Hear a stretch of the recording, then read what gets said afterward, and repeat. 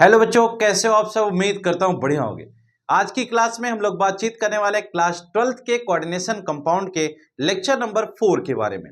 Lecture 4 बहुत ही खास lecture होगा क्योंकि आज इस लेक्चर में हम आपसे डिस्कस करेंगे आइसोमेरिज्म इन कोऑर्डिनेशन कंपाउंड। यानी कि आज का हमारा टॉपिक है आइसोमेरिज्म इन कोऑर्डिनेशन कंपाउंड। सबसे खास बात यह है कि अभी तक जो कुछ भी हमने पढ़ा था एक एक बात हमें समझ में आ चुकी है, लेकिन ये जो आज का टॉपिक है आइसोमेरिज्म यानी कि कोऑर्डिनेशन कंपाउंड में आइसोमर का क्या कॉन्सेप्ट है। जिस प्रकार से हम लोगों ने कार्बनिक कंपाउंड में आईपीएसी पढ़ी थी और कार्बनिक कंपाउंड में आइसोमर पढ़ा था, सेम टू सेम वैसे ही हम कोऑर्डिनेशन कंपाउंड में आईपीएसी पढ़ चुके हैं और आज आइसोमर पढ़ेंगे। बहुत ही इंपॉर्टेंट टॉपिक इसलिए है क्योंकि इस टॉपिक से एग्जाम में खूब क्वेश्चंस आ रहे हैं। खूब क्वेश्चंस आने का मतलब कि इस टॉपिक से एग्जाम में आपके ढेर सारे सवाल आ रहे हैं, जैसे कि कभी आइसोमर पहचानने को आ जाता है कि आइडेंटिफाई करिए, कभी कहा जाता है कि इसका जीआई बनाइए, कभी इसका ओआई बनाइए। इस तरह के तमाम क्वेश्चंस आते हैं जो आपको परेशान करके चले जाते। तो ध्यान देने का विषय यह है कि उन सभी क्वेश्चंस को बढ़िया तरीके से हम कर पाए, इसलिए इस आइसोमेरिज्म टॉपिक को कंसंट्रेट होकर के हमें पढ़ना होगा। तो चलिए स्टार्ट करते हैं आज की ये क्लास, जहां पर हम पढ़ेंगे आइसोमेरिज्म आपके साथ। टॉपिक में एक सबसे बड़ी बात यह है कि आइसोमेरिज्म होता क्या है। ठीक है, आइसोमर क्या होता है। जैसा कि हमने पहले भी पढ़ा था कि compounds having same molecular formula but different structure, यानी कि कोई भी ऐसा कंपाउंड जिसका मॉलिक्यूलर फॉर्मूला सेम है लेकिन स्ट्रक्चर अगर डिफर कर रहा है तो उसे हम क्या कहते हैं, उसे हम आइसोमर कहते हैं। तो आइसोमर का जिक्र जो हुआ था वो वर्नर्स थियरी में हुआ था, यानी कि वर्नर्स थियरी में केवल ये बात हुई थी कि आइसोमेरिज्म जैसा कुछ होता है। जहां पर सेम कलर का एक चार्ट में बात आ रही थी, वहां पर हमने आइसोमेरिज्म की बात की थी। तो आइसोमेरिज्म बड़ी इंपॉर्टेंट विषय की बात है कि यहाँ पर हमें ढेर सारे नए नए कॉन्सेप्ट भी डिस्कस करने हैं आपके साथ। तो चलिए स्टार्ट करते हैं एक एक बात, और हम सारे कॉन्सेप्ट का डिस्कशन भी करेंगे। जैसा कि आपके सामने स्क्रीन पर दिखाई दे रहा है आइसोमेरिज्म इन कोऑर्डिनेशन कंपाउंड। जैसे एक छोटा सा रिमाइंडर अगर हम आपको दें तो आप जरा गौर करिएगा। पहले आप आइसोमेरिज्म पढ़ते थे तो आइसोमेरिज्म में स्ट्रक्चरल आइसोमर, स्टीरियो पढ़ते थे। स्ट्रक्चरल में आप chain, position, functional, metamer, tautomer, ring chain isomerism पढ़ते थे।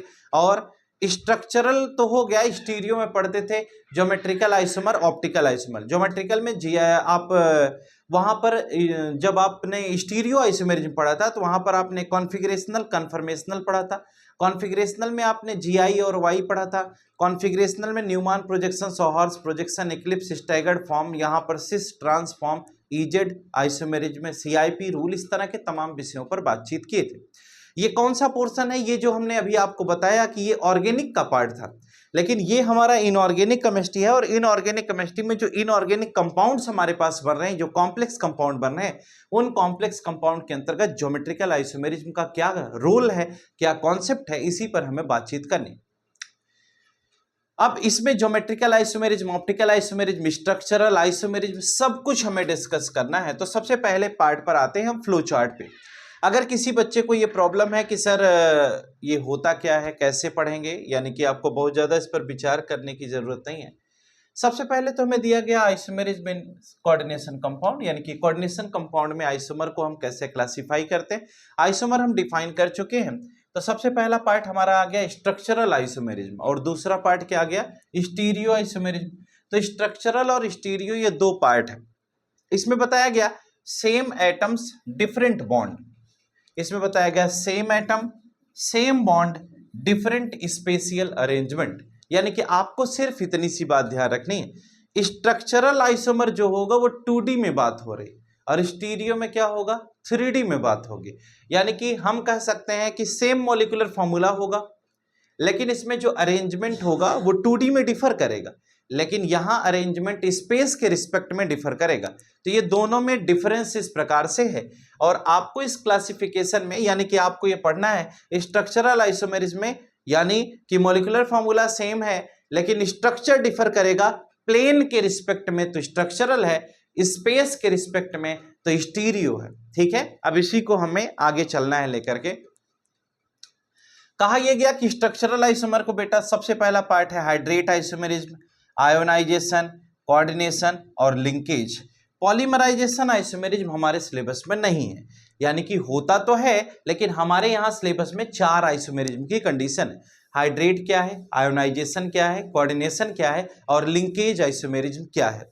यानी कि स्ट्रक्चरल आइसोमेरिज्म को 4 पार्ट में क्लासिफाई किया गया हमारे सिलेबस में। तो हम एक एक पार्ट को बड़े ही डिटेल में, बड़े ही अच्छे तरीके से आपके साथ डिस्कस करने वाले हैं। जो स्टीरियो आइसोमेरिज्म है, इसमें पहला पार्ट आया ज्योमेट्रिकल आइसोमेरिज्म और दूसरा पार्ट है ऑप्टिकल आइसोमेरिज्म।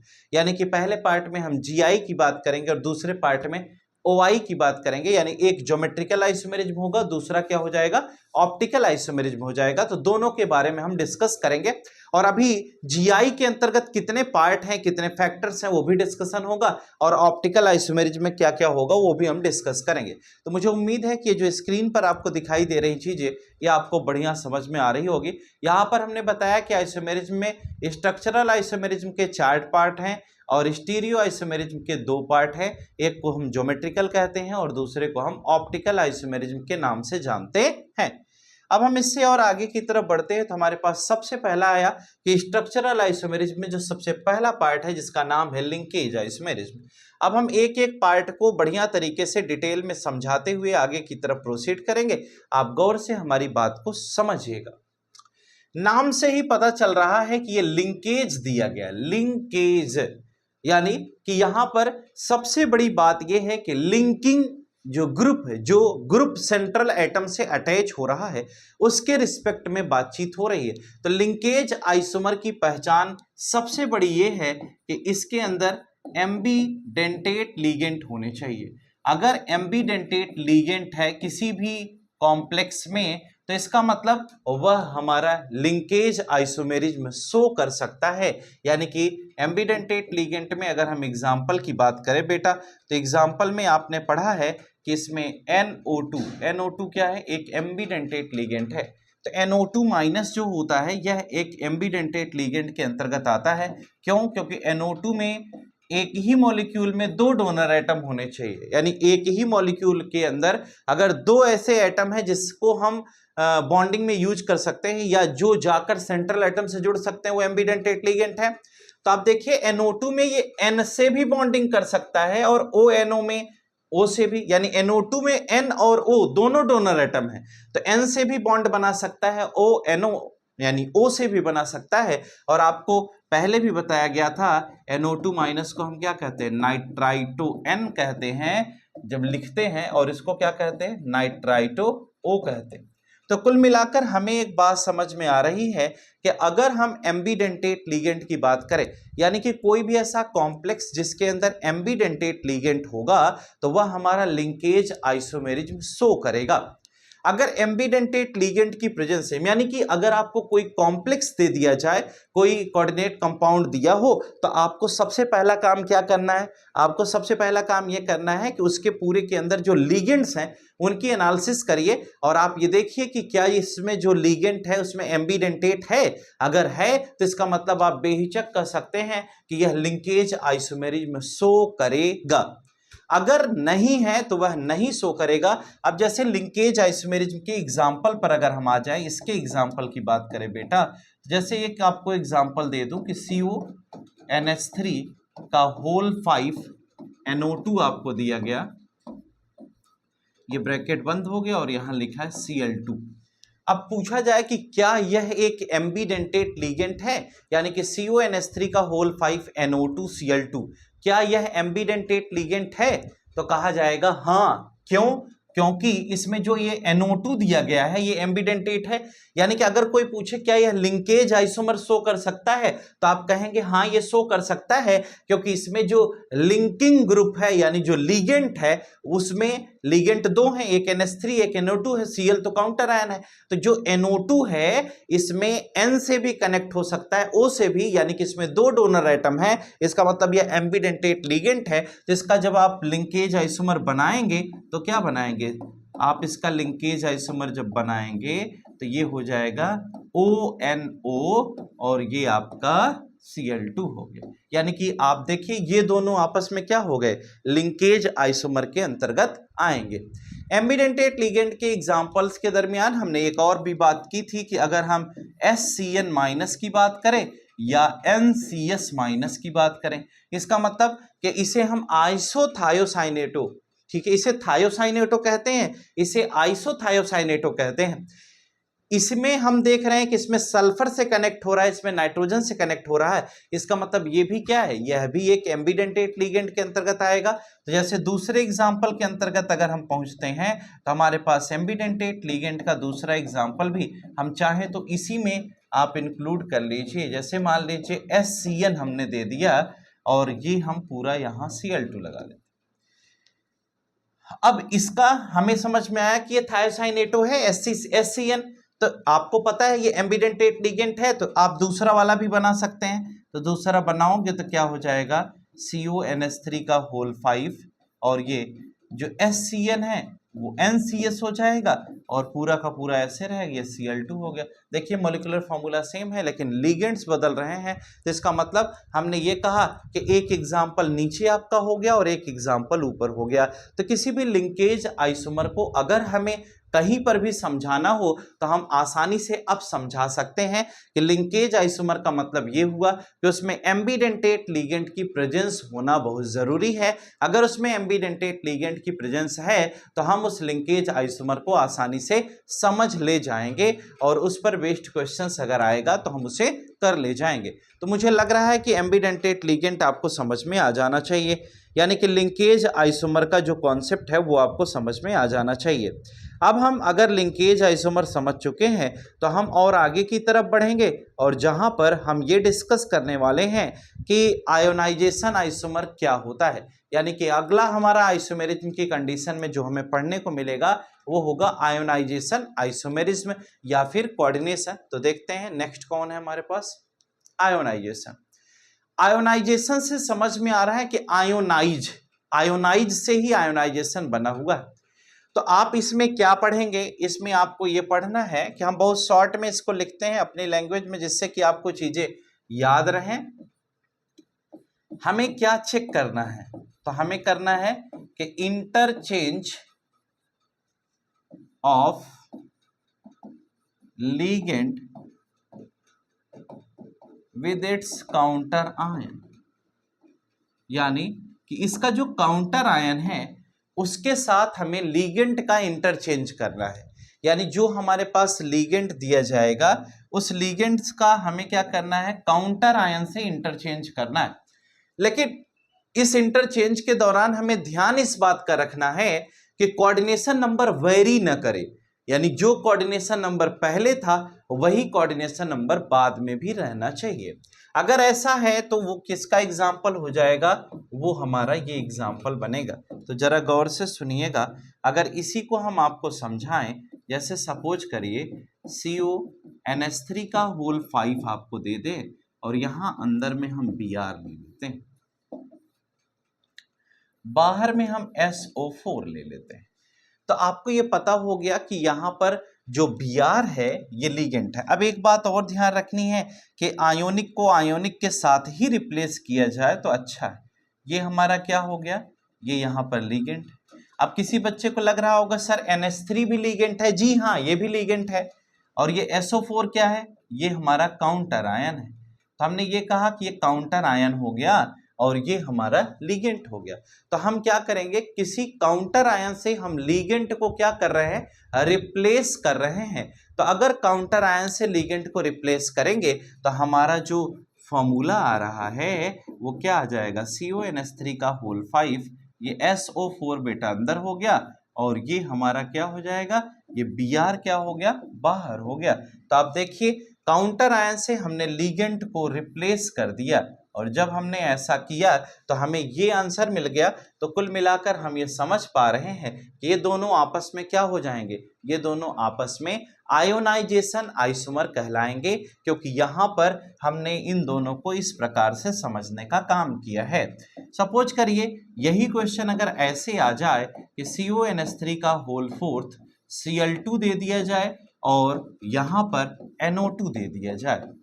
अब जरा गौर से सुनिएगा, अगर हम इस तरीके से इस केस को समझने का प्रयास करते हैं तो हमारे पास क्या होगा, इसको भी तो हमें समझना ही पड़ेगा। तो जो NO2 हमारे लास्ट में लगा हुआ है उसको हम अंदर ले आएंगे। अब आप जरा समझिए, यहाँ पर Cl2 है, यहाँ NO2 एक है, या NO3 ले लें, नाइट्रेट आयन। तो हम इसको क्या करेंगे, इसको अंदर ले आएंगे और एक Cl को हम क्या कर देंगे, बाहर लेकर चले जाएंगे। तो कुल कंडीशन बनेगी क्या कि CONH3 का होल फोर्थ, ये Cl हो गया, NO2 हमारे पास एज ए लिगेंड अंदर हो जाएगा और ये हमारे पास जो Cl है वो बाहर चला जाएगा। लेकिन ध्यान रखिए, एक NO2 अंदर ले आ रहे हैं तो एक ही Cl आप रिप्लेस करेंगे, इसका विशेष ध्यान रखना है, तभी आप आयोनाइजेशन आइसोमर बना पाएंगे। कुल मिलाकर हम इतनी देर में आपको समझा रहे थे कि लिगेंड्स का उसके काउंटर आयन के साथ इंटरचेंज हमें कराना है। जब हम किसी लिगेंड को उसके काउंटर आयन के साथ इंटरचेंज कर देंगे तो जो बनेगा वो क्या कहलाएगा, आयोनाइजेशन आइसोमर कहलाएगा। मुझे लगता है कि आयोनाइजेशन आइसोमर आपको अच्छे से समझ में आ जाना चाहिए। अब हम चलते हैं अगले पर। तो हमारे पास कोऑर्डिनेशन आइसोमर आया। कौन सा आइसोमर है, अगले नंबर पर हमें मिला कोऑर्डिनेशन आइसोमर। तो जैसे पहले हमने लिंकेज आइसोमर पढ़ा तो उसमें हमने कहा कि एम्बिडेंटेट लिगेंड होना चाहिए, ठीक है। उसके बाद हमने उसकी कहानी आपको बताई।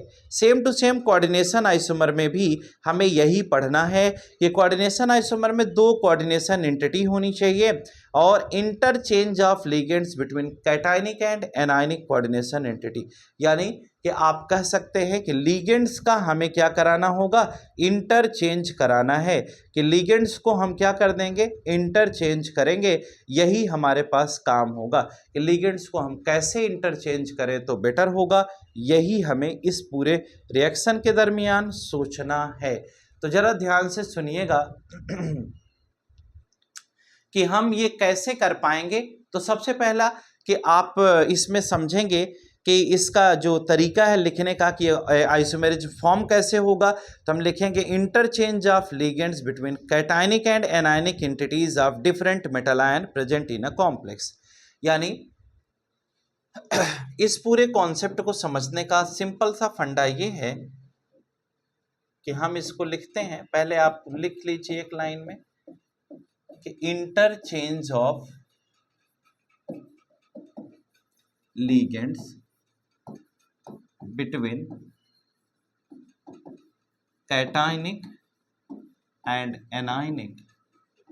ठीक है, आपको क्या करना है, लिगेंड्स का इंटरचेंज करना है, किसके किसके बीच में, कैटायनिक और anionic entities of different metal ion, cationic and anionic entities of different metal ion.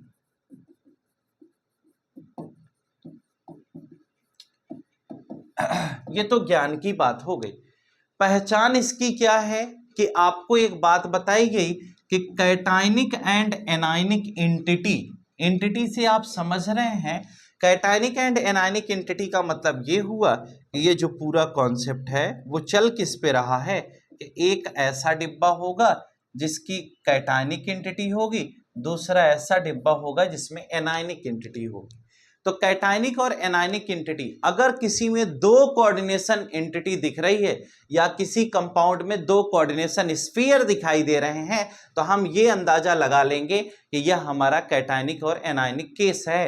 अब इसी में हमें समझना होगा कि कैटायनिक और एनायनिक का एग्जाम्पल जो आपकी बुक में लिया गया है वही हम भी कंसीडर कर रहे हैं और आपसे डिस्कस करेंगे कि इसको हम कैसे बनाएंगे। जैसे एक छोटा सा क्वेश्चन इन्होंने लिया कि CONH3 का होल 6 ले लिया, ठीक है, ये आपने डिब्बा बना दिया। अगर हमने कहा कि CONH3 का होल 6 हमने यहां पर कंसीडर कर लिया तो जरा गौर से बोर्ड की तरफ देखिएगा। हमने ये कहा कि हम यहां पर क्या ले रहे हैं बेटा, CONH3 का होल 6। अब आप बताइए कि CONH3 का होल 6 अगर हम कंसीडर कर रहे हैं तो इसके ऊपर चार्ज कितना होगा, क्योंकि कोबाल्ट की ऑक्सीडेशन स्टेट +3 है तो हमें क्या लगाना पड़ेगा, 3+। क्यों, क्योंकि 6 × 0 कर दोगे तो x की वैल्यू 0 हो रही है और कोबाल्ट 0 में तो रहेगा नहीं, ये CONH3 का होल 6 3+ बनाना ही है। और दूसरे दरमियान हम एक और कोऑर्डिनेशन एंटिटी ले लें कि CrCN का होल 6।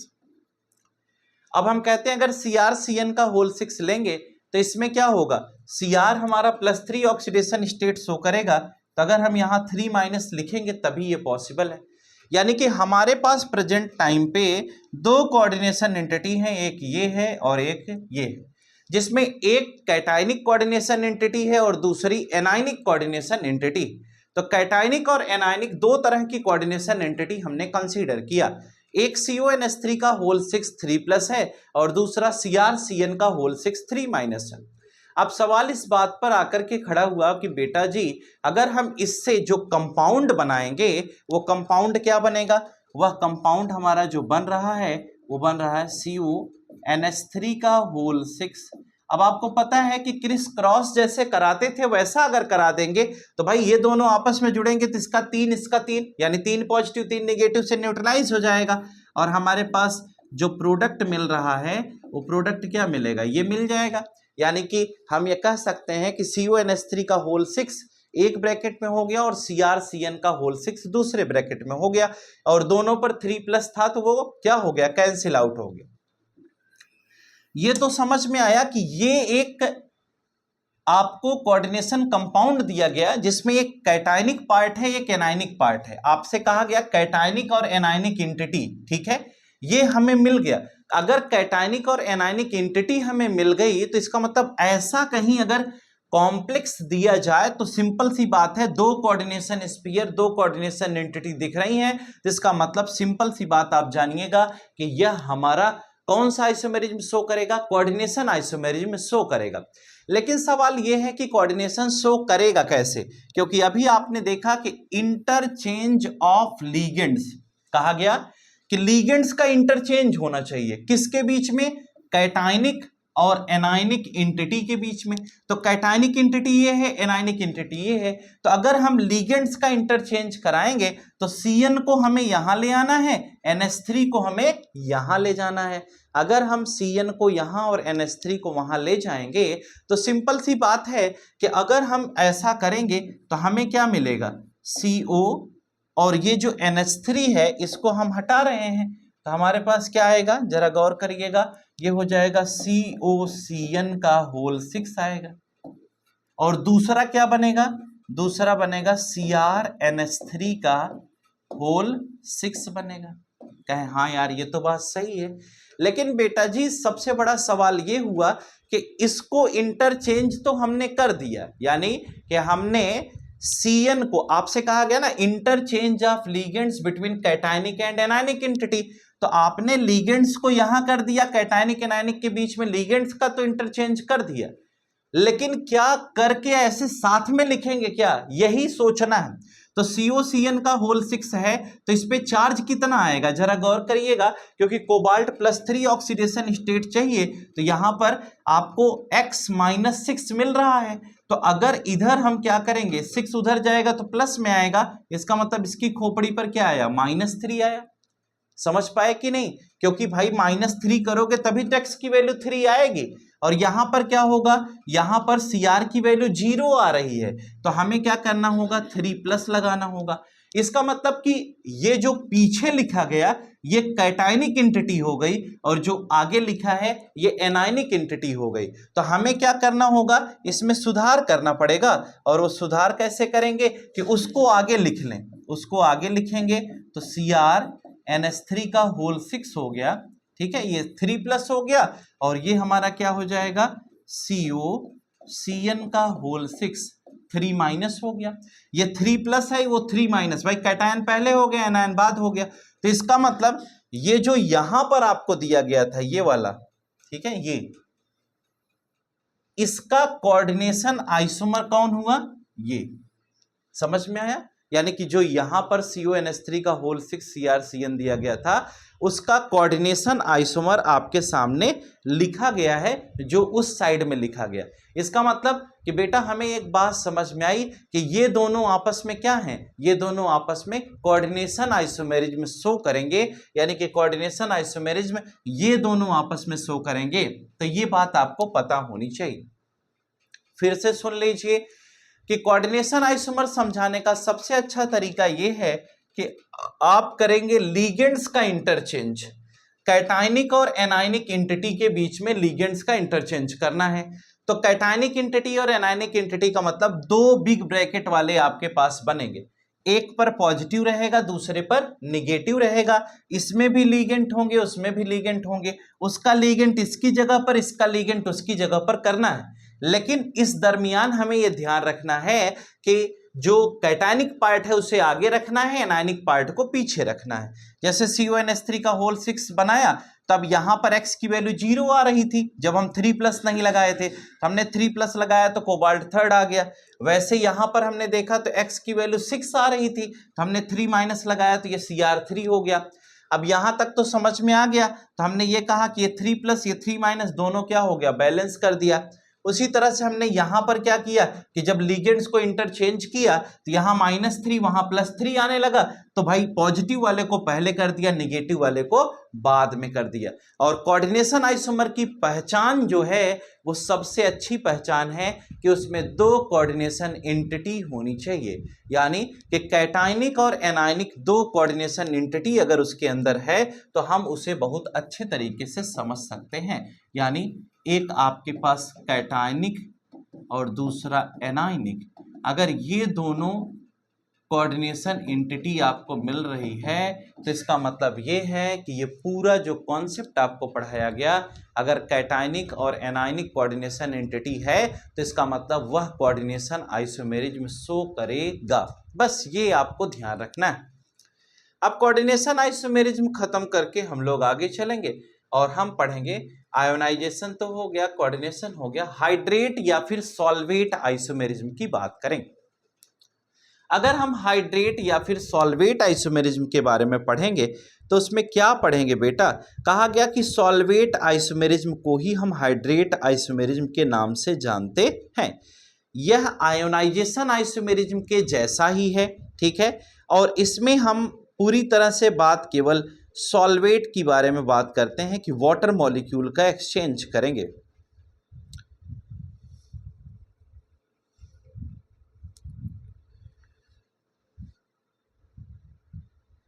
अब जरा इसको देखिएगा, यानी कि इस पार्ट में हमें क्या पढ़ाया जा रहा है कि अगर हम हाइड्रेट की बात करते हैं तो इसमें हमें बताया जाएगा सबसे पहले टॉपिक में कि it is a type of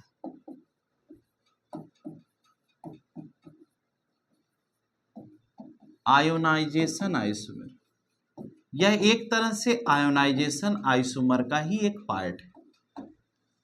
इसमें आपको पढ़ाया जाएगा कि जो सॉल्वेंट है, सॉल्वेंट का मतलब जो वाटर पार्टिकल है, वाटर मॉलिक्यूल्स हैं, वो या तो डायरेक्टली मेटल से कनेक्टेड होंगे, यानी कि कोई भी कंपाउंड अगर वाटर मॉलिक्यूल को कंटेन करता है तभी वो सॉल्वेट या फिर हाइड्रेट आइसोमेरिज्म के अंतर्गत आएगा। इसका मतलब कि आपको ये पढ़ना है कि H2O एज अ लिगेंड यहां पर प्रेजेंट होगा एक बात, या फिर as a free molecule such as hydrated salts. जैसा हाइड्रेटेड सॉल्ट्स में प्रेजेंट होता है या तो वैसा प्रेजेंट होगा, या तो H2O एज अ लिगेंड होगा या तो हाइड्रेटेड सॉल्ट की तरह यहां पर प्रेजेंट होगा, ठीक है, जैसे क्रिस्टल लैटिस में हाइड्रेटेड सॉल्ट की तरह से प्रेजेंट होगा। अब एक छोटा सा एग्जाम्पल हमें लेना है कि अगर हम इसका एग्जाम्पल देखें तो कैसे देखेंगे उसे जरा गौर से सुनिएगा।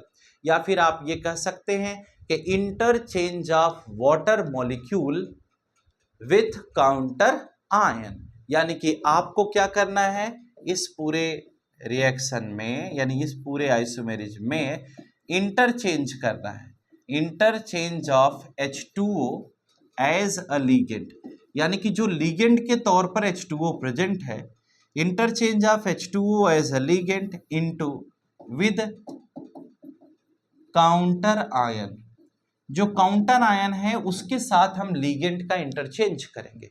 यह इंटरचेंज हम सिर्फ इसलिए करेंगे जिससे कि हाइड्रेटेड फॉर्म में हमें कोई चीज मिल सके, यानी कि अगर हम इसको और डिटेल में थोड़ा ले चले तो हमें यह समझ में आता है। जैसे आपको एक एग्जांपल दे दूं तो एग्जाम्पल में हम क्या समझते हैं, जैसे CO है, अब इसके साथ मान लो H2O का होल 6 है और हम कहते हैं Cl3 दे दिया।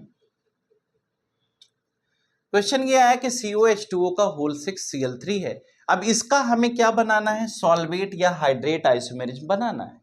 तो हमने कहा कि जो वाटर मॉलिक्यूल है इसमें लिगेंड के तौर पर है, और आप एक सिंपल सी बात ध्यान रखिएगा कि अगर water molecule as a ligand present है, इसका मतलब सेंट्रल एटम से डायरेक्टली कनेक्टेड है, तो इसका मतलब यही वाटर कलर के लिए भी रिस्पॉन्सिबल है। ठीक है, जो डी ट्रांजिशन है उसके लिए भी ये रिस्पॉन्सिबल होता है। तो इसका मतलब H2O अगर डायरेक्ट इससे बॉन्डेड है सेंट्रल एटम से, तो हम समझ जाएंगे कि अगर इसमें वाटर आ गया और वाटर का काउंटर आयन के साथ आप एक्सचेंज करा रहे हैं, तो इसका मतलब हाइड्रेट या सॉल्वेट आइसोमेरिज्म की कंडीशन आप बना रहे हैं। अब हम कहते हैं इस H2O को अगर हम बाहर ले आए, तो बाहर ले आएंगे तो क्या बनेगा, जरा देखिए, ये CO हो गया। अब अगर आप एक H2O बाहर ले आते हैं तो ये H2O5 हो जाएगा। आपके पास एक H2O बाहर ले आओगे तो एक Cl अंदर जाएगा। ध्यान रखना कि आप ऐसा नहीं कि तीनों Cl अंदर ले जाएंगे, एक ही, जितना बाहर ले आएंगे उतना ही अंदर रहेगा। उसके बाद यहां Cl2 बचेगा और ये डॉट फॉर्म में हमारा H2O आ गया। आप देखिए कि यहां से एक वाटर मॉलिक्यूल को हमने बाहर किया, एक Cl को अंदर किया, और इस कोबाल्ट का जो कोऑर्डिनेशन नंबर था वो 5 1 6 6 बना ही है, यहां पर भी 6 ही था। तो इसका मतलब ये दोनों आपस में क्या है, हाइड्रेटेड या सॉल्वेट आइसोमेरिज्म कहलाएंगे। और ये देखिए हाइड्रेटेड फॉर्म में ही तो आ गया वाटर। आप इसको ऐसे भी कर सकते थे कि ये जो COH2O का होल 6 था, आप चाहते तो आपके पास ये Cl3 था, आप इसका आइसोमेरिज्म ये भी बना सकते थे कि COH2O का होल 4 कर देते, और यहां से बेटा Cl2 अंदर आ जाता, तो 4 2 6 रहता ही, और एक Cl यहां बचा था, और ये H2O आप बाहर कर देते। तो कुल मिलाकर के ये भी इसका क्या कहलाता, ये भी इसका हाइड्रेट या फिर सॉल्वेट आइसोमेरिज्म के नाम से जाना जाता। तो स्ट्रक्चरल आइसोमेरिज्म का ये पोर्शन, हाइड्रेट या सॉल्वेट आइसोमेरिज्म का जो पार्ट हम डिस्कस कर रहे थे, मुझे उम्मीद है कि आपको समझ में आ जाना चाहिए। कोई डाउट होगा तो आप कमेंट सेक्शन में हमें जरूर इन्फॉर्म करिएगा, और अगर किसी को कोई पर्टिकुलर क्वेश्चन इससे रिलेटेड आ रहा है और आप समझ नहीं पा रहे हैं, तो उस क्वेश्चन की फोटो क्लिक करके आप कमेंट सेक्शन में डालिए, या आप उस क्वेश्चंस को कॉपी करके आप इसमें पेस्ट कर दीजिए, हम उसका जवाब आपको देने के लिए तैयार हैं। तो बेहिचक एकदम निश्चिंत होकर पढ़ाई करते रहिए। आपका ये अपना YouTube channel the secret of chemistry, chemistry के उन सारे सीक्रेट्स को आप तक पहुंचाने का काम करेगा। हमारे साथ बने रहें। अगर वीडियो पसंद आ रही हो तो बाकी लोगों को भी शेयर करते रहें, जिससे कि आपका भला हमारा भला, है ना। तो चलिए अब हम लोग बातचीत करने वाले हैं स्टीरियो आइसोमेरिज्म के बारे में। गौर से सुनिएगा हमारी बात की स्टीरियो आइसोमेरिज्म क्या है। ठीक है, अभी हमने ये कहा था कि molecular formula same but structure differ with respect to plane, यानी कि अगर किसी कंपाउंड का जो स्ट्रक्चर है वो प्लेन के रिस्पेक्ट में डिफर करता है तो वो स्ट्रक्चरल कहलाएगा। अगर स्पेस के रिस्पेक्ट में किसी का स्ट्रक्चर डिफर करेगा तो वह स्टीरियो कहलाएगा। यानी कि कुल मिलाकर हमें एक बात समझ में आई कि यहां पर जो आप पढ़ते हैं वो ये कि इसका मॉलिक्यूलर फॉर्मूला तो सेम है भाई, फॉर्मूले में कोई चेंज नहीं आएगा, ठीक है, बट स्ट्रक्चर जो बनेगा इसका वो डिफर करेगा। और वो किस रिस्पेक्ट में डिफर करेगा, स्पेस के रिस्पेक्ट में, यानी स्पेशियल अरेंजमेंट जो होगा वो वेरी करेगा। यानी कि अगर इसमें स्ट्रक्चर की बात करेंगे तो वह स्ट्रक्चर स्पेस के रिस्पेक्ट में डिफर करता हुआ दिखाई देगा। अब कहते हैं कि जो स्टीरियो आइसोमेरिज्म है इसके दो पार्ट हैं, एक ज्योमेट्रिकल आइसोमेरिज्म है और एक ऑप्टिकल आइसोमेरिज्म है। तो हमारी बात को जरा गौर से सुनिएगा कि ज्योमेट्रिकल और ऑप्टिकल है क्या और हमारे सिलेबस में क्या है। ठीक है, तो ये भी हमें समझना है कि जीआई और ओआई जो दो टॉपिक यहाँ पर आ रहे हैं उसको हम समझेंगे, लेकिन सबसे पहले हम ज्योमेट्रिकल आइसोमेरिज्म समझ लेते हैं।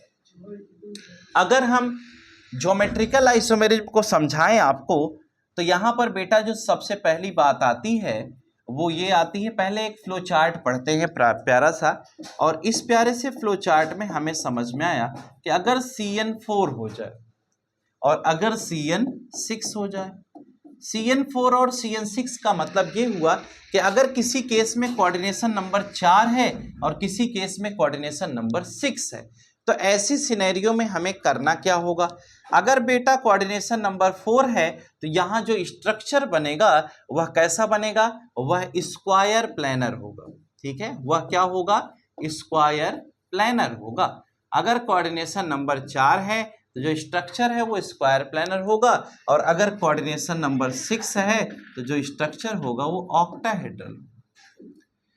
कहें ठीक है। कहते हैं कि अगर कोऑर्डिनेशन नंबर 4 है और कोऑर्डिनेशन नंबर 6 है तो दोनों के रिस्पेक्ट में जीआई का कॉन्सेप्ट क्या है, यानी जीआई का जो कॉन्सेप्ट हमारे पास आ रहा है उसी को हमें समझना है। तो हम कहते हैं इसके अंतर्गत जो हम केसेस पढ़ेंगे वो 3 तरह की केसेस पढ़ते हैं। 3 क्या, 2 तरह। अगर हम पहले वाले स्क्वायर प्लेनर यानी कि कोऑर्डिनेशन नंबर 4 की बात करें तो हमारे सिलेबस में 2 तरह की कंडीशंस हैं या 2 तरह की केसेस हैं, और वो केसेस क्या हैं कि अगर हमें MA2 B2 टाइप का स्ट्रक्चर दे दिया जाए या फिर हमें MABCD टाइप का स्ट्रक्चर दे दिया। अगर हमें MA2 B2 टाइप का स्ट्रक्चर दिया जाए तो ये एक केस हो गई, और अगर हमें MABCD टाइप का स्ट्रक्चर दे दिया जाए तो ये दूसरी केस हो गई। तो ये 2 तरह का स्क्वायर प्लेनर में केसेस आएगा, तो ये दोनों हमें डिस्कस करना होगा। और इसी तरह से अगर हम कोऑर्डिनेशन नंबर 6 में जाएंगे तो यहाँ पर भी हमें 2 तरह की केसेस मिलेंगे, यानी एक केस हमें मिलेगी MA4 B2 टाइप का, और दूसरी केस मिलेगी बेटा वो मिलेगी अब दूसरी केस में क्या है कि जो हम केस पढ़ने जा रहे हैं वो ऐसा मिल जाएगा A2 और LL2। इसका मतलब कोई डाइडेंटेट लिगेंड अगर ऐसा मिल जाए तो LL मतलब ये डाइडेंटेट लिगेंड को रिप्रेजेंट कर रहा है, और A मतलब मोनोडेंटेट की कहानी हो गई। यानी कि इस तरह का केस हमें पढ़ने को मिल सकता है। अब हमें क्या करना है, इस जीआई के अंतर्गत जो स्क्वायर प्लेनर की कंडीशन है जिसमें MA2 B2 MABCD आएगा, तो पहले इन दोनों को पढ़ लेते हैं, फिर ऑक्टाहेड्रल की इस कंडीशन को हम पढ़ेंगे। ठीक है, एक एग्जांपल की बात अगर हम आपको समझाएं तो जैसे इसके अंतर्गत हमें ऐसे स्ट्रक्चर्स का जीआई देखने को मिलेगा, जैसे ऐसे स्ट्रक्चर्स पढ़ने को मिल सकते हैं। ये देखिए ऐसे स्ट्रक्चर्स मिल सकते हैं। अब अगर प्लेटिनम 4th है तो यहाँ पर हमें क्या करना होगा, 2+ लगाना होगा। और इसमें तो ये एक अलग से एक्सेप्शनल टाइप की केस है आपके सिलेबस में, जिसमें आपके यहाँ स्ट्रक्चर नहीं बनाया गया है। आपके सिलेबस में पूछा गया है इसमें नंबर ऑफ जीआई, यानी कि यहां से एक क्वेश्चन ये आता है कि टोटल नंबर ऑफ जीआई कितना होगा, यानी ज्योमेट्रिकल आइसोमेरिज्म में टोटल कितना होगा। यहां पर जो क्वेश्चन आएगा वो क्वेश्चन है कि COCl2 NH3 का होल 4th अगर हमें दे दिया जाए और उसकी खोपड़ी पर अगर हम प्लस लगा दें तो ये हमारा एक केस बनेगा। ऐसे कंपाउंड का स्ट्रक्चर हम कैसे बनाएंगे, और ये जो आपके सामने क्वेश्चन आया ये तो अब कुछ भी ले सकते हो, जैसे COCl2 और यहाँ हम EN का होल ट्वाइस ले लें और ये हम कह दें एक Cl लगा दें, तो ऐसी सिचुएशन का भी कॉन्सेप्ट पढ़ने को मिलेगा। और अगर इस Cl को हटा देते हैं, मान लो हमें लगता है कि Cl ना लगाएं तो कोई दिक्कत नहीं है, आप इसके ऊपर क्या करेंगे, एक प्लस लगा दीजिए तो कोबाल्ट +3 में बना रहेगा। तो ऐसे स्ट्रक्चर्स की स्टडी करनी होगी। और आपको जानकारी के लिए बता दें कि ये जो ज्योमेट्रिकल है, इस ज्योमेट्रिकल के अंतर्गत हमें जो सबसे पहला केस पढ़ाया जाता है वह सिस ट्रांस पढ़ाया जाता है।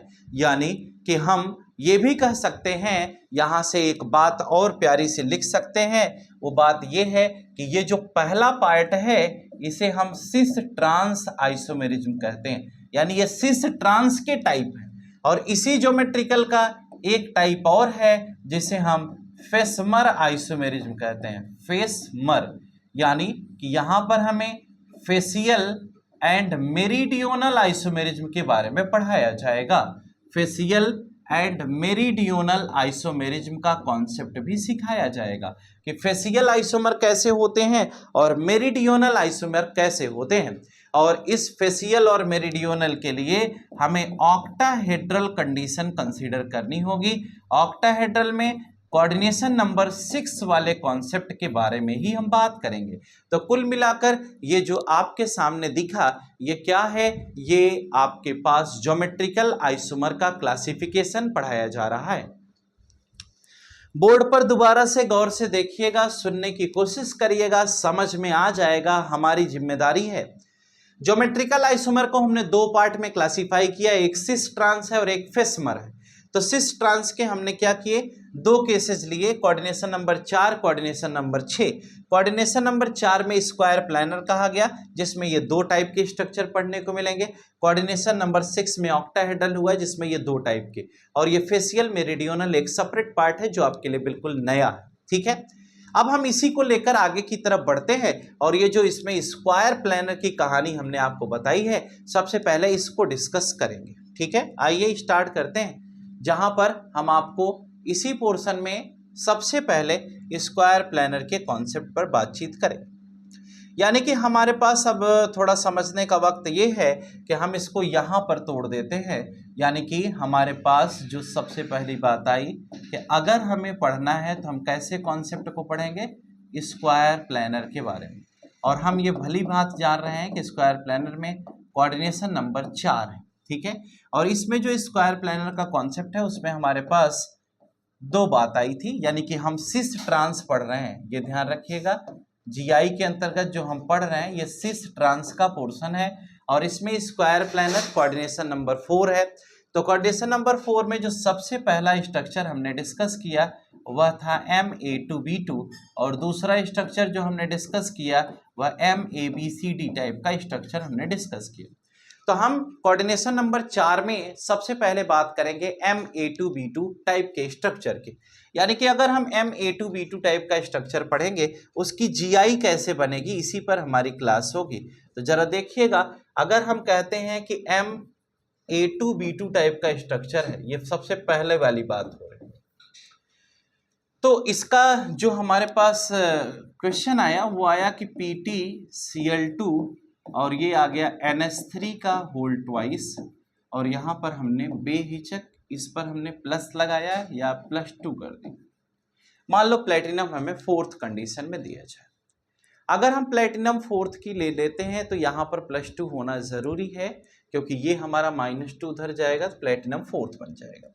अब सवाल है कि इसका स्ट्रक्चर कैसे बनेगा, तो जरा ये देखिए, ये PT है। हम स्क्वायर प्लानर की कंडीशन अगर कंसीडर करेंगे तो स्क्वायर प्लानर हमारा ऐसे बनता है। अब इस स्क्वायर प्लानर में हमारे पास 2 क्लोरीन है तो हमने 2 क्लोरीन ऐसे लगा दिया। हमारे पास 2 NH3 हैं तो दोनों NH3 को हमने ऐसे कनेक्ट कर दिया। यानी कि हमें यह समझ में आया कि यह स्क्वायर प्लानर का कॉम्प्लेक्स बना, जिसमें हमने PT के साथ एक साइड में 2 NH3 लगा दिया और दूसरे साइड में हमने 2 क्लोरीन लगा दिया, और इस दरमियान हमने ये 2+ से इसको दिखा दिया। हम कहते हैं ये जो हमारे पास फॉर्म दिया गया यह हमारा सिस फॉर्म होगा। क्या होगा, ये हमारा सिस फॉर्म कहलाएगा। सिस फॉर्म कहे जाने के पीछे क्या कारण है कि ये सिस इसलिए है क्योंकि एक साइड में Cl है, एक साइड में NH3 है। हम कहते हैं इसका ट्रांस बनाना है, तो ट्रांस बनाने के लिए हम क्या करेंगे, ये PT है, हमारे पास क्या आएगा, ये हमने ऐसे स्क्वायर प्लानर जैसे था वैसे बनाया। अब हमें ध्यान ये रखना है कि हमें अगर इसको नीचे से, यानी कि इस प्लेन के रिस्पेक्ट में अगर ऐसे नीचे से घुमा दें, तो नीचे से घुमा देंगे तो ये NH3 कहाँ हो जाएगा, ये हमारा NH3 यहाँ हो गया, ये हमारे पास NH3 था ही, सॉरी आप जरा गौर करिएगा, ये Cl यही है, ये Cl ऊपर वाला कहाँ है, जहां था वहीं रहेगा। इसको घुमाया है ना, ये नीचे वाले को पकड़ के ऐसे घुमाया तो NH3 इधर आ गया और Cl कहाँ चला गया, इधर, और ये NH3 इधर है। तो ये जो फॉर्म हमारे पास बनेगा वो क्या कहलाएगा, वो ट्रांसफॉर्म कहलाएगा। कौन सा फॉर्म हो जाएगा, ट्रांसफॉर्म। तो आप इसके ऊपर 2+ था तो यहाँ पर भी बेटा क्या हो जाएगा, 2+ हो जाएगा। इसका मतलब जो इधर साइड में बना वो सिस फॉर्म था और जो उधर साइड में बना वो ट्रांस हो गया।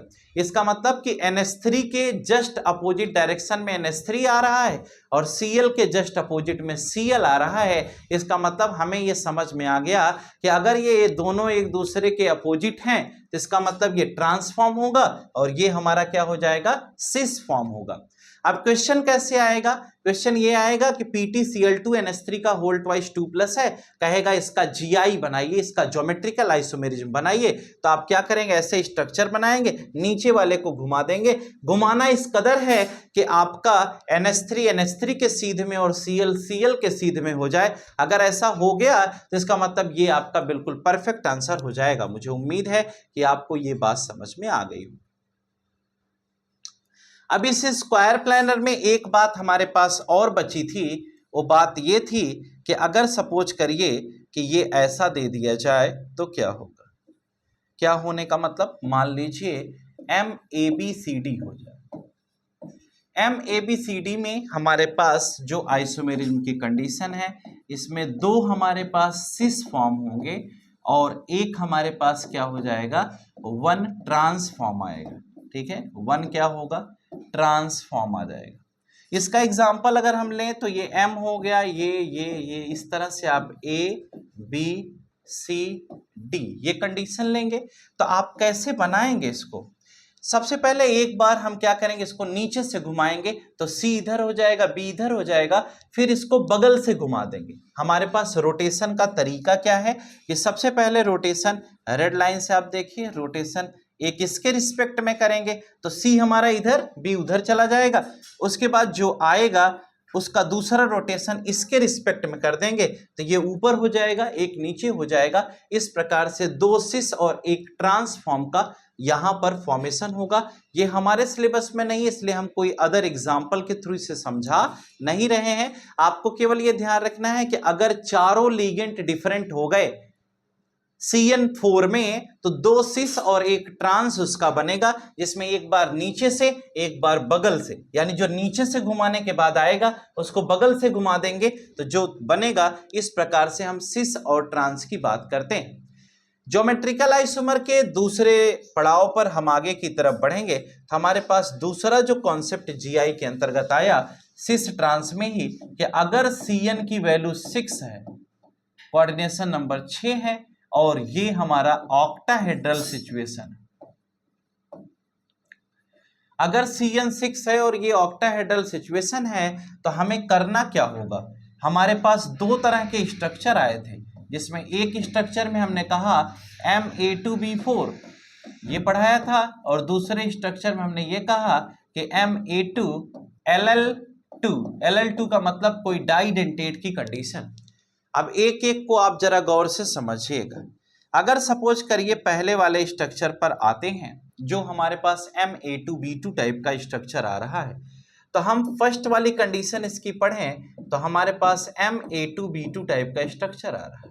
ठीक है, अगर हम MA2B2 टाइप का स्ट्रक्चर देखेंगे तो जैसे COCl2NH3 का होल फोर्थ हमें दे दिया जाए तो हम क्या करेंगे, जरा गौर से सुनिएगा।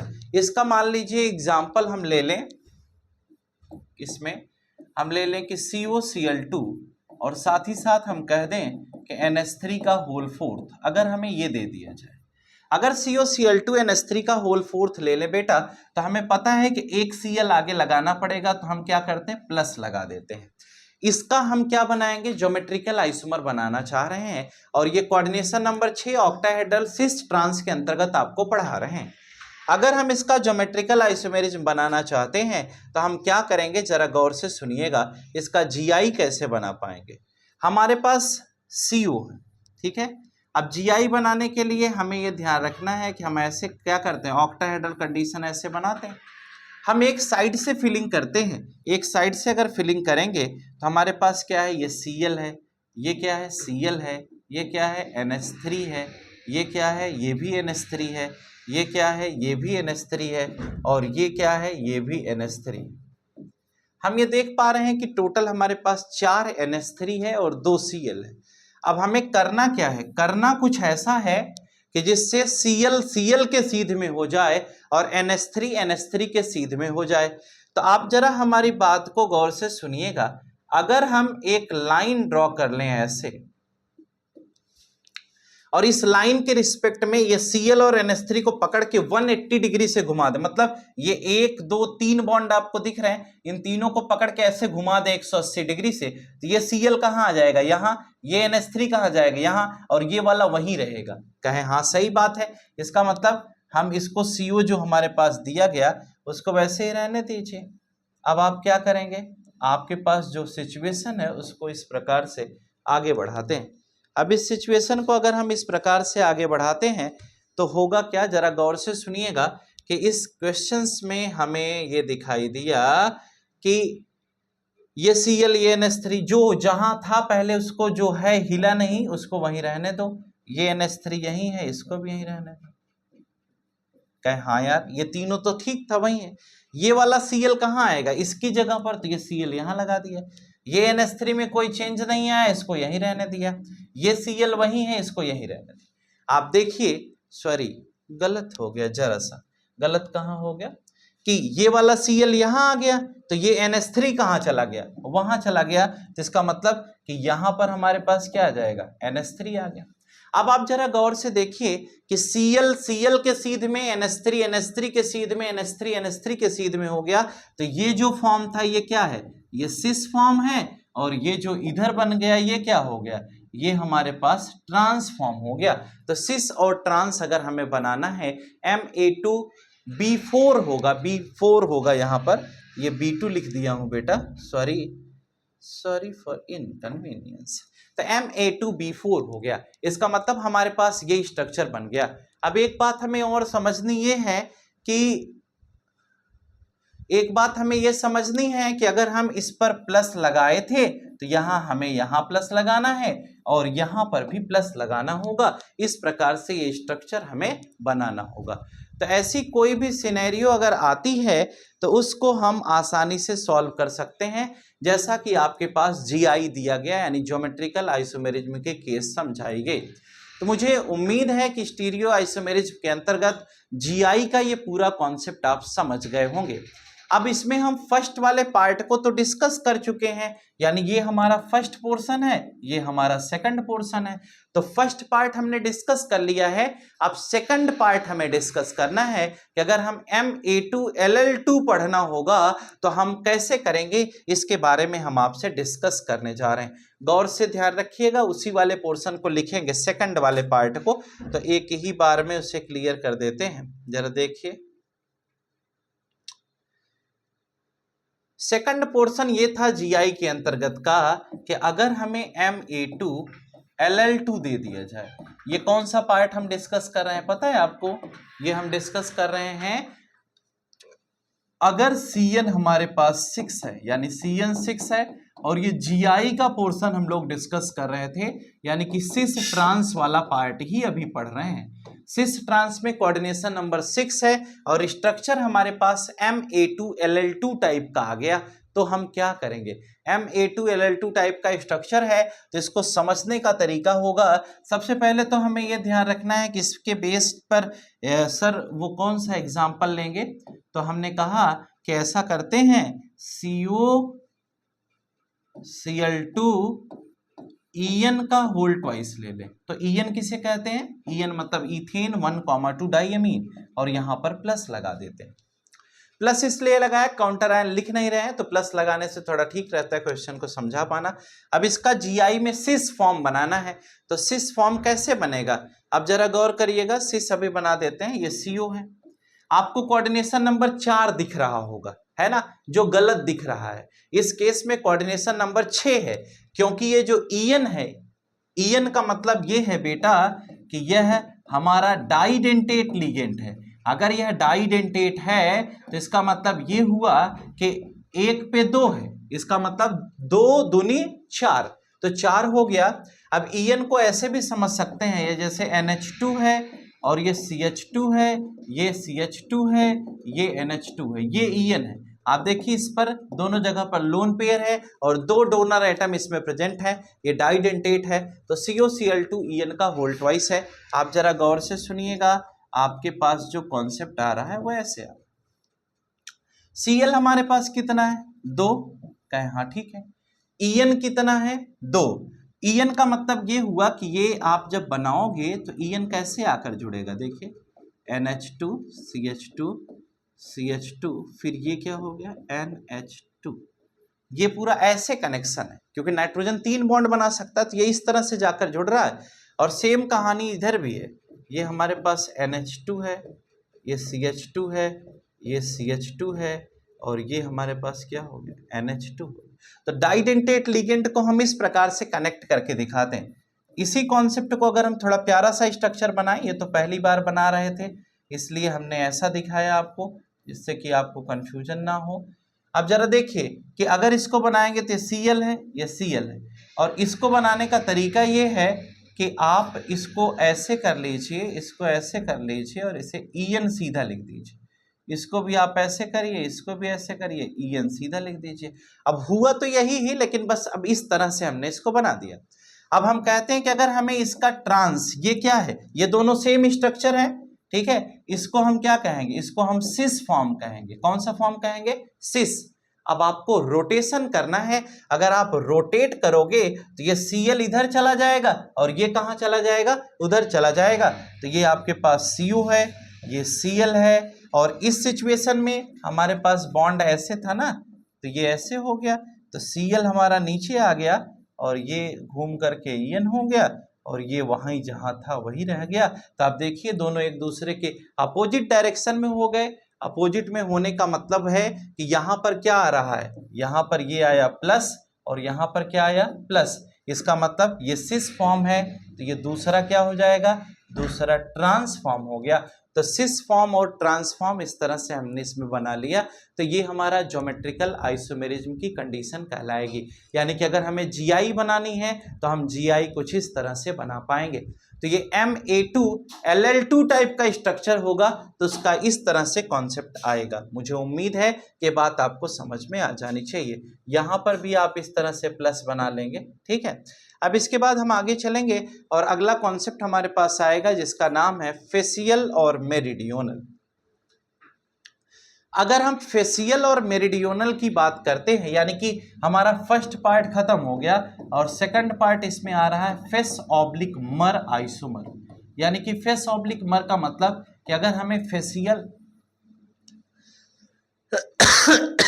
अगर हमें फेसियल और मेरिडियोनल आइसोमेरिज्म पढ़ाया जाए तो हम कैसे पढ़ेंगे, जरा वो समझिएगा। और ये जो फेस और मर हम पढ़ रहे हैं, ये भी हम कोऑर्डिनेशन नंबर 6 में ही पढ़ेंगे। और कोऑर्डिनेशन नंबर 6 का मतलब ये भी हमारा केस ऑक्टाहेड्रल के ही अंतर्गत आने वाला है। तो इसका मतलब ऑक्टाहेड्रल के अंतर्गत आएगा, और जो इसमें स्ट्रक्चर बनेगा वो बनेगा Ma3B3 टाइप का बनेगा। कैसा बनेगा, Ma3B3 टाइप के स्ट्रक्चर को हमें कंसीडर करना होगा। यानी कि 3 लिगेंड एक साइड एक टाइप के रहेंगे और 3 लिगेंड एक टाइप के रहेंगे। तो अगर Ma3B3 टाइप का स्ट्रक्चर हम लेंगे तो हम क्या करेंगे, फेसियल और मेरिडियोनल बना पाएंगे। जरा ये समझिएगा, इसका हम कोई एग्जाम्पल ले लेते हैं। तो जैसे एग्जाम्पल में COCl3 NH3 का होल थ्राइस ले ले। अब जरा इसको गौर से समझिएगा, COCl3 NH3 का होल थ्राइस अगर हम कंसीडर करेंगे तो ये कोबाल्ट है। अगर यह ऑक्टाहेड्रल है बेटा, तो ऑक्टाहेड्रल ऐसे ही तो बनाओगे कि नहीं बनाओगे। अगर ऐसे बनाओगे तो Cl कितना है, 1 2 3 Cl लगा दिया। NH3 हमारे पास कितना है, 1 2 और ये 3 NH3 हो गया। कहें हाँ यार सही बात। अब फेसियल और मेरिडियोनल का मतलब ये हुआ कि अगर फेसेस पर सेम टाइप के लिगेंड आ जाए तो वह फेसियल कहलाएगा। फेसियल का मतलब फेस पर सेम टाइप के लिगेंड आने चाहिए। जैसे आप इसको अगर हम समझाएं तो एक कॉपी की मदद से हम समझाएं तो ज्यादा अच्छा समझ पाओगे आप। जैसे ये कॉपी, यहां आपका सेंट्रल एटम है बीच में, और 1 2 3 4 ये NH3 Cl देखिए, इस कॉपी की मदद से आप समझिएगा। ये कोबाल्ट बीचों बीच है, ये NH3 है, ये NH3 है, ये Cl है, ये Cl है, और यहां बीच में से एक होल करके डंडा लगा दें तो तो एक Cl ये ऊपर है और एक Cl ये नीचे साइड में, इधर नीचे साइड में NH3 लगा हुआ है, ऊपर साइड में Cl लगा है, नीचे साइड में NH3 लगा हुआ। अब कहा यह गया कि फेसियल का मतलब फेस पर अगर सेम टाइप के लिगेंड आ जाएं तो फेस होगा क्या, जरा देखिए। अगर इसको हम ऐसे लगा के दिखाएं तो आप समझिए फेसियल हम कराते हैं तो फेसियल कहां पर होता है, फेसियल होगा तो ये आगे साइड में होगा, इस साइड में होगा, इस साइड में होगा। क्या फेसियल पीछे साइड में भी होता है क्या, नहीं ना। तो फेसियल होगा तो आगे एक फेस ये है, दूसरा फेस ये है, तीसरा फेस ये है, तो फेसियल यही तो होगा ना। तो जैसे अगर हम इसको कंसीडर किया, हमने सेंट्रल एटम लिया, हमने यहां पर कहा कि NH3 NH3 Cl Cl, ऊपर में Cl है, नीचे में क्या है NH3, यहां तक तो ठीक है। हम कहते हैं फेसियल बनाने का मतलब ये हुआ कि अगर आप इस पर कुछ रखते हो तो इसको यहां से मिलाओगे, इसको यहां से मिलाओगे, इसको यहां से मिलाओगे, इसको यहां से मिलाओगे, फिर यहां से मिलाओगे, यहां से मिलाओगे, तो ये तीन फेस ऊपर साइड में मिले ना, 1 2 और ये 3, तो 3 फेस मिले। एक पीछे से भी मिल रहा है, लेकिन जो पीछे से मिलेगा वो फेस नहीं कहलाएगा, वो तो बैक पार्ट हो गया ना। तो फेसियल कहां पर होगा, यहां पर होगा, यहां पर होगा, यहां पर होगा, तो ये फेसियल हो गया। वैसे ही अगर आप नीचे साइड में भी लगाए हो तो ये एक फेस हो गया, एक फेस ये हो गया, एक फेस ये हो गया, एक फेस बैक साइड से भी आएगा, लेकिन उस बैक साइड के फेस को कंसीडर नहीं करेंगे। मतलब टोटल फेस इस ऑक्टाहेड्रल में 8 बन रहे हैं, लेकिन हमें लेना कितना है, 6, क्योंकि 2 फेस, एक पीछे वाला, एक ये पीछे वाला, ये बैक साइड से है, तो इसे हमें कंसीडर नहीं करना है। हमें 1 2 3 4 5 6 ये लेना है, समझ गए। तो अगर इसका मतलब ये आपका सेंट्रल एटम था, ये लिगेंड, यहां यहां और यहां अगर सेम लिगेंड है तो फेसियल होगा, यहां यहां यहां अगर सेम लिगेंड है तो वो फेसियल होगा। यानी कि जो फेस हम कंसीडर कर रहे हैं, जिसको फेस मान रहे हैं, अगर उसके कॉर्नर्स पर सेम लिगेंड होंगे तो वो फेसियल होगा। ये है यहां यहां यहां, यानी ये इस पर भी होगा तो फेसियल होगा, यहां यहां यहां, ये इस पर होगा तो फेसियल, ये इस पर होगा तो फेसियल, यहां यहां यहां, तो ये भी फेसियल। लेकिन यहां पर अगर लिगेंड आ जाए या यहां पर लिगेंड आ जाए तो उसे हम फेसियल कंसीडर नहीं करेंगे। फेसियल कंसीडर तभी होगा जब जिसको हम फेस मान रहे हैं उस पर अगर सेम लिगेंड आ जाए तो उसे हम फेसियल कंसीडर करेंगे। जरा गौर से सुनिएगा, इस पूरी कहानी में क्या रोल है। ये देखिए, ये अगर हम इसको स्क्वायर प्लानर को ऐसे दिखाएं तो हम ये समझ पा रहे हैं, ये इस तरह से है।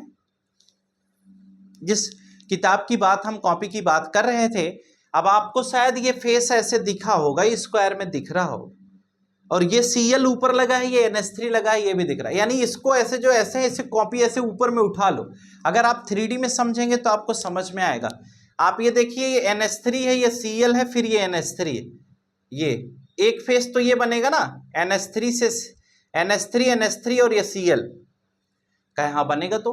लेकिन ये 2 सेम है और तीसरा क्या है, डिफरेंट है, तो फेसियल नहीं होगा। एक ये भी तो बनेगा, अगर हम इसको ये बनाएं तो ये भी तो बनेगा। ये देखो Cl से लगा करके इस Cl तक आए, और ये यहां से यहां हो गया, ये यहां से, एक फेस तो ये भी बन रहा है, ये वाला फेस आप देख पाए तो अच्छी बात है। आप थोड़ा 3D में ये बुक को उठाकर देख रहे हैं, ये Cl था, ये Cl था और ये Cl था, तो ये जो फेस आया इसमें तीनों लिगेंड क्या है, सेम है। इसका मतलब यहां पर एक फेसियल पार्ट यहां से मिल गया। फिर नीचे देखो, ये Cl, ये NH3 है, ये Cl है, यहां से गड़बड़ा गया। लेकिन यहां से अगर देखें, एक फेस यहां से भी मिल रहा है, और ये जो फेस हमें मिल रहा है यहां पर भी हमारे तीनों लिगेंड्स क्या हो रहे हैं, सेम हो रहे हैं। इसका मतलब कि 2 ऐसे फेसेज मिले हमें जहां पर तीनों लिगेंड्स सेम हैं। तो इसका मतलब ये जो हमने कंपाउंड लिया था इसमें 2 फेसियल आइसोमर है, ठीक है। इसका मतलब ये फेसियल है। अब इसमें फेसियल कितने बने, इसका मतलब इसमें 2 फेसियल आइसोमर हमारे पास मिल गए। यानी कि एक ऊपर साइड के फेस में हमने लिगेंड सेम पाए तो वहां से भी फेसियल मिल गया, एक नीचे साइड से भी सेम पाया तो यहां से भी फेसियल मिल गया, तो यानी कि 2 फेसियल आइसोमर हमें मिल रहे हैं। अब अगर हम इसका दूसरी बात करें मेरिडियोनल क्या होगा, मेरिडियोनल का मतलब ये हुआ कि जैसे ये कोबाल्ट है, अगर मेरिडियन पर सेम हो जाए, मेरिडियन पर सेम होने का मतलब कि ये ऐसे स्क्वायर प्लानर आपने बनाया है, तो अगर हम कहते हैं कि अगर मेरिडियोनल हमें बनाना है तो हम कैसे बनाएंगे, जरा एक मिनट फिर से दोबारा देखिएगा। मेरिडियोनल का मतलब ये हुआ कि जैसे ये कोबाल्ट, ठीक है, अगर इस कोबाल्ट में ऐसी सिचुएशन आए, ये यानी कि अगर ए यहां है, ए यहां है, ए यहां है, तो ये क्या होगा, ये मेरिडियोनल होगा।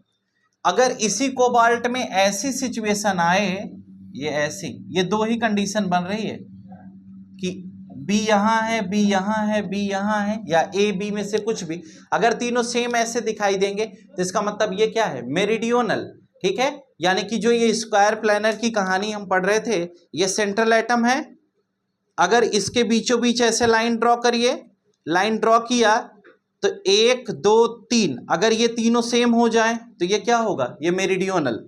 ये कोबाल्ट है, ये लाइन ड्रॉ किया 1 2 3, ये दोनों तीनों सेम हो जाए तो मेरिडियोनल। ध्यान रहे कि ऐसा मत सोचिएगा कैसी लाइन ड्रॉ किया ऐसे तो 1 2 3 इसको सेम नहीं कर सकते, क्योंकि बैक साइड से आप कुछ भी कंसिडरेंस नहीं करेंगे, आपको जो भी कंसीडर करना है वो फेसियल से ही करेंगे, यानी फर्स्ट साइड से ही कंसीडर करेंगे।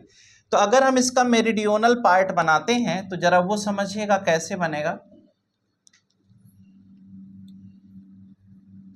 मेरिडियोनल पार्ट अगर हम बनाएंगे तो मेरिडियोनल पार्ट में हम क्या पाएंगे, जरा गौर करिएगा। जैसे ये CO है, अगर हम यहां पर Cl ले लें, यहां पर Cl ले लें और यहां पर Cl ले लें, जो बची पोजीशंस हैं वहां पर NH3 ले लें, जैसे ये NH3, ये NH3 और ये NH3। अब जरा आप हमारे साथ बात को ध्यान से सुनिएगा, आप ये समझ पा रहे होंगे कि ये ऐसे बना, ये ऐसे बना, ये ऐसे, लेकिन आप ये भी संग ही संग समझ रहे हैं कि ये मेरिडियोनल पोर्शन था, ये ठीक है, बीच का ये पार्ट और ये पार्ट, तो यहां पर Cl, यहां पर Cl, यहां पर तीनों लिगेंड सेम हो गए ना, तो इसका मतलब ये क्या हो गया, मेरिडियोनल आइसोमर। इसका मतलब अगर ऐसा अरेंजमेंट हम कर देंगे तो इसे हम क्या कहेंगे, वो फेसियल था और इसे हम क्या कहेंगे, मेरिडियोनल कहेंगे, या मर आइसोमेरिज्म के नाम से जानते हैं। आप चाहते तो ये भी कर सकते थे कि इन तीनों जगह पर NH3 को सेम कर देते, और आप चाहते तो ये भी कर सकते थे कि इसको ना कंसीडर करके इस वाली केस को ले सकते थे, ये यहां से यहां, यहां से यहां, यहां से यहां, लेकिन इस रेड वाले में आप देखेंगे तो इसको नहीं लेंगे, केवल इस पीले वाले को लेंगे। क्यों, क्योंकि रेड वाले में एक Cl, लेकिन यहां क्या आ रहा है, NH3, तो ये आपका वेरी कर रहा है, तो इसको आप नहीं लेंगे, आप इस पीले वाले केस को कंसीडर करेंगे, यानी कि जहां पर तीनों जगह पर इसके मेरिडियंस पर Cl आ रहा है आप उसे लीजिएगा और बाकी किसी को कंसीडर ना कीजिएगा। ये बात हम आपको समझा रहे हैं, यानी कि फेसियल और मेरिडियोनल का जो चक्कर आपके पास है वो हमने आपको क्लियर करा दिया। इस आज की ये जो क्लास है ये बहुत खास इसलिए है क्योंकि इस पूरे क्लास के दौरान आज आपको बड़े ही डिटेल तरीके से हमने सारी चीज़ें समझाई हैं, यानी कि आइसोमेरिज्म की हर वो छोटी बड़ी चीज़ बहुत ही डिटेल तरीके से एक्सप्लेन की गई है, और मुझे उम्मीद है कि आपको ये जो पढ़ा रहा हूँ, जो बता रहा हूँ, वो आप बढ़िया तरीके से समझ पाएंगे। अगर आप इस चीज़ को बढ़िया तरीके से समझ ले जाएंगे तो बहुत अच्छी बात है। और चलिए हम लोग अब ऑप्टिकल आइसोमेरिज्म की तरफ मूव करते हैं। पढ़िएगा मन लगाकर, वीडियो को स्किप नहीं करिएगा क्योंकि स्किप करने से चीज़ें समझ में नहीं आएंगी, ठीक है। हम भी बड़े मन लगा के ही पढ़ा रहे हैं, बड़े डिटेल में बता रहे हैं। हमारी पूरी कोशिश है कि आपको चीज़ें समझ में आ जाएं, और आप में से कोई अगर बोर हो रहा हो, है ना, लग रहा होगा कि क्लास इंटरेक्टिव नहीं है, बोरिंग हो रही है, यार सर पढ़ाए ही जा रहे, तो बेटा पढ़ना पड़ेगा ना, यहाँ तो मज़ा करने के लिए तो आए नहीं है, है ना। और इसमें हम क्या ही हंसाएं आपको, है ना। तो यहाँ कोई नाच गाना का प्रोग्राम तो है नहीं, लेकिन फिर भी कोशिश ये करिए कि आप इसको समझने की कोशिश करिए, क्योंकि आपको पढ़ने की अगर लत लग जाए तो बाकी और किसी प्रकार की लत लगने की कोई ज़रूरत नहीं है। बस सवाल ये है कि आप कितना हमें समझ पाते हैं। ज्योमेट्रिकल आइसोमेरिज्म का सबसे फंडा तरीका क्लियर है, उसमें हम लोग एक कायरलिटी पढ़ते थे, ठीक है, कायरल कार्बन या कायरलिटी। तो कायरलिटी या कायरल कार्बन के बारे में हम पहले पढ़ के आए थे। फिर उसके बाद हमें इसमें पढ़ना है सुपर इम्पोजिबिलिटी, सुपर इम्पोजिबिलिटी, और सुपर इम्पोजिबिलिटी के साथ ही हमें इसी में ये डिस्कस करना होगा मिरर इमेज, ठीक है, मिरर इमेजेस, और इसी में ही हमें ये भी डिस्कस करना है कि एनेंसियोमर क्या होता है, ठीक है। अगर मिरर इमेज हमें समझ में आ जाएगा तो इसी मिरर इमेज एंड एनेंसियोमर इसी में कर देते हैं। तो ये इतने कॉन्सेप्ट हमें इसमें डिस्कस करने, बहुत बड़ा विषय नहीं है, ध्यान से सुनिए, हम आपको एक झटके में क्लियर करा देंगे, ठीक है, कि क्या होता है कायरलिटी, सुपर इम्पोजिबिलिटी, मिरर इमेजेस और एनेंसियोमर क्या होगा। इसको हम बहुत ही बढ़िया तरीके से आपको थोड़े ही समय में समझाने वाले हैं। जरा गौर से हमारी बात पर फोकस करिएगा। सबसे पहला सवाल आया कि कायरलिटी क्या है ना। अब कायरलिटी क्या है ये बड़ा सवाल नहीं है, उससे पहले तो हमें यह समझना होगा कि जब हम OI पढ़ते थे, यानी ऑप्टिकल आइसोमेरिज्म, बहुत समय पहले हमने पढ़ा था, तो वहां पर क्या पढ़ा था। जब हमने बहुत समय पहले ऑप्टिकल आइसोमेरिज्म पढ़ा था बेटा, तो वहां पर एक बड़ी प्यारी बात हमें समझाई गई थी। जरा सुनना मेरी बात को ध्यान से, क्या समझाया गया था। जब OI पढ़ते थे तो हम लोग सबसे पहले कायरल कार्बन ढूंढते थे। जब शुरुआती दौर में हमने पढ़ना शुरू किया था तो कायरल कार्बन में हम ढूंढते क्या थे, कायरल कार्बन में हम ये ढूंढते थे कि अगर कोई भी कार्बन एटम है उसके चारों तरफ जो लगे हुए ग्रुप्स हैं क्या वो डिफरेंट हैं। अगर डिफरेंट होते थे तो हम कहते थे कि इस कंपाउंड में कायरल कार्बन इतने हैं, number of chiral carbon count करते थे और कहते थे कि इसमें कायरल कार्बन है, इसलिए यह ऑप्टिकल आइसोमेरिज्म शो करेगा। कुछ दिन तो गाड़ी ठीक चली, थोड़े दिन बाद हमें समझ में आया कि यार ये तो गलत है, ऐसा तो नहीं होता।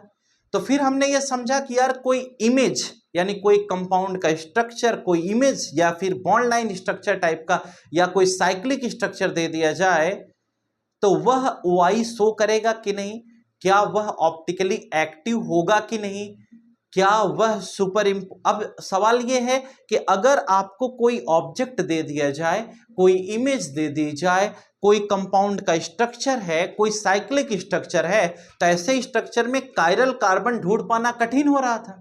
अब तो हमें कायरल कार्बन की पता नहीं चल पा रहा था, तब जाकर के इसका जन्म हुआ, सुपर इम्पोजिबिलिटी का जन्म हुआ।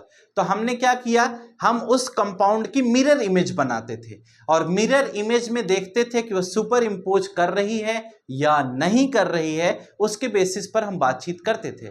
तो अब एक बात हमें यह समझनी होगी कि इसमें जो सबसे पहला टॉपिक अब हम पढ़ने जा रहे हैं वह ये है कि मिरर इमेज क्या होती है।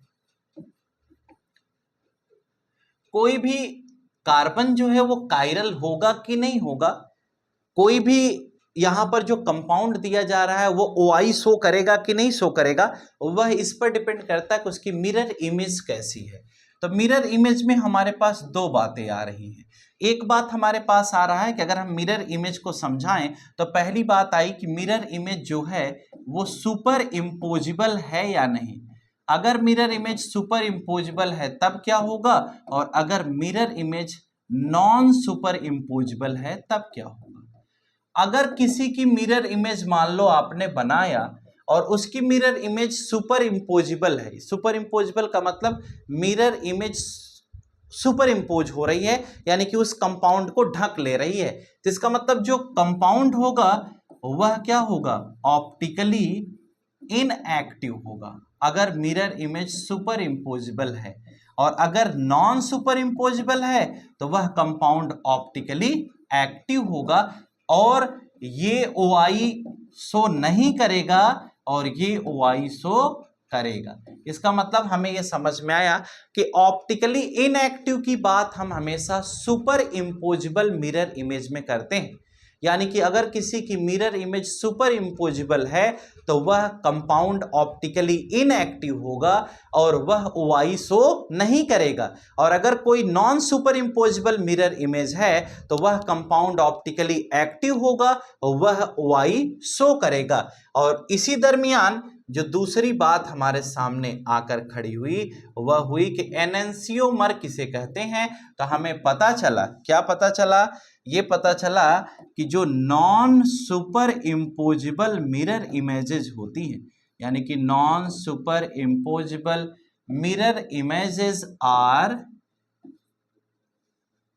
Optically active and are known as enantiomer. यानी कि हमें यह समझ में आया कि जो non super imposable mirror images हैं उसी को हम क्या कहते हैं, एनेंसियोमर के नाम से जानते हैं। कहें हाँ यार, ये तो जनरल सी डिफिनीशन हो गई। यानी कि कोई भी कंपाउंड XYZ हमें दे दिया जाए, उस कंपाउंड में हमें क्या देना है, देखना है कि कंपाउंड मिल गया। सबसे पहले उसकी मिरर इमेज बना लेंगे। अगर मिरर इमेज सुपर इम्पोजिबल है तो ठीक है, इसका मतलब कि वह ऑप्टिकल आइसोमेरिज्म नहीं शो करेगा। अगर mirror image non super imposable है तो वह ऑप्टिकल आइसोमेरिज्म शो करेगा। अब बहुत सारे लोग ऐसे होंगे क्लास में जो नहीं समझ पा रहे होंगे कि सुपर इम्पोजिबल और नॉन सुपर इम्पोजिबल का मतलब क्या है। जैसे ये आपका हाथ है, इसकी अगर मिरर इमेज बनाएंगे, यानी इस हाथ को अगर शीशा में देखोगे तो हाथ ऐसे दिखेगा, यानी ऐसे दिखेगा। इसका मतलब ये एक दूसरे की मिरर इमेज है। अगर इसको हम इसके सामने ले आते हैं तो ये देखिए बगल से अंगूठा झांक रहा है, इसका मतलब क्या ये सुपर इम्पोज हुई? नहीं। क्या यह पूरी तरह से इसकी मिरर इमेज इसके ओरिजिनल केस को ढक पाई? कहे नहीं। इसका मतलब यह non super imposable mirror image हो गई। इसका मतलब यह ऑप्टिकली एक्टिव होगा और यह ऑप्टिकल आइसोमेरिज्म को शो करेगा। कहें हाँ यार, सही बात है।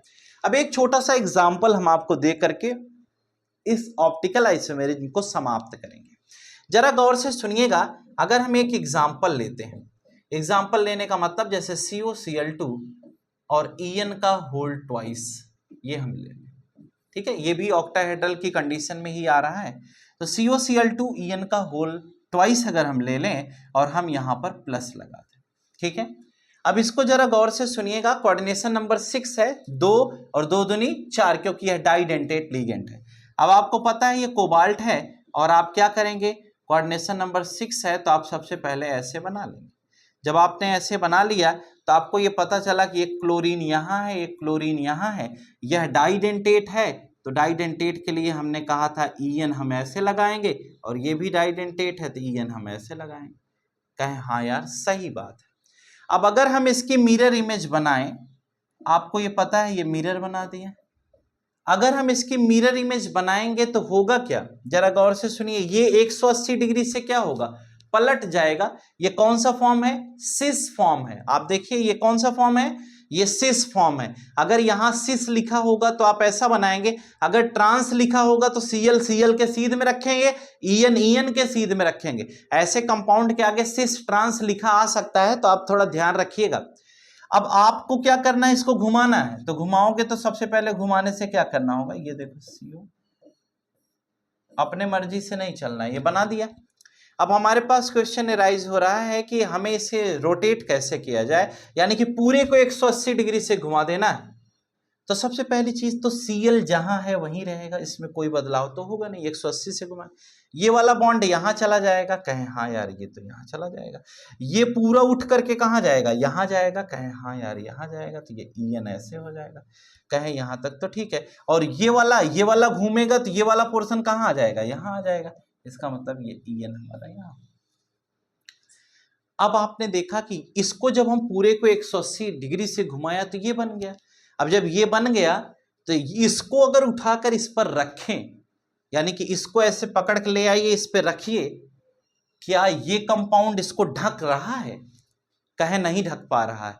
अगर नहीं ढक पा रहा है तो इसका मतलब यह non super imposable mirror images हुई कि नहीं हुई। यानी कि ये जो मिरर इमेज है ये non super imposable mirror image हो गई। कहें हाँ।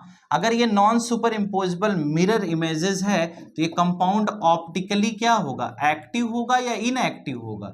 ऑप्टिकली एक्टिव होगा। कहे हाँ, बात दोनों सही है। इसका मतलब यह OI को शो करेगा कि नहीं? कहे हाँ, बिल्कुल शो करेगा। इसका मतलब हम ऑप्टिकल आइसोमेरिज्म की इस कहानी को समझ चुके हैं कि कोई भी कंपाउंड है, कहे हाँ, उस कंपाउंड का आपको करना क्या है, आपको उस कंपाउंड की मिरर इमेज बनानी है। उस मिरर इमेज जो आप बनाएंगे उसमें आपको ये ध्यान रखना है कि वो सुपर इम्पोजेबल है या नॉन सुपर इम्पोजेबल है। इसके बेसिस पर आप ऑप्टिकल आइसोमेरिज्म को समझ सकते हैं। ऐसे तमाम स्ट्रक्चर से जुड़े रहने के लिए सब्सक्राइब करें आपका अपना YouTube channel the secret of chemistry, जहां पर आपको मनसा सर हर एक सीक्रेट से रूबरू कराने के लिए हमेशा तैयार हैं, थे और रहेंगे। और हम उम्मीद करते हैं कि आपको ये आज की क्लास, जहां पर हम बात कर रहे थे आइसोमेरिज्म इन कोऑर्डिनेशन कंपाउंड, ये बेहतरीन समझ में आई होगी। अगर ये पूरा कॉन्सेप्ट समझ में आ गया है तो एनसीईआरटी के इंडेक्स क्वेश्चन एक्सरसाइज के क्वेश्चंस लगाइए और फिर मिलेंगे नई क्लास में नए कॉन्सेप्ट के साथ, जहां पर हम आपको पढ़ाएंगे वीबीटी, सीएफटी आदि। आज के लिए फिलहाल इतना ही। Good night to all of you. Today class is over. Thank you.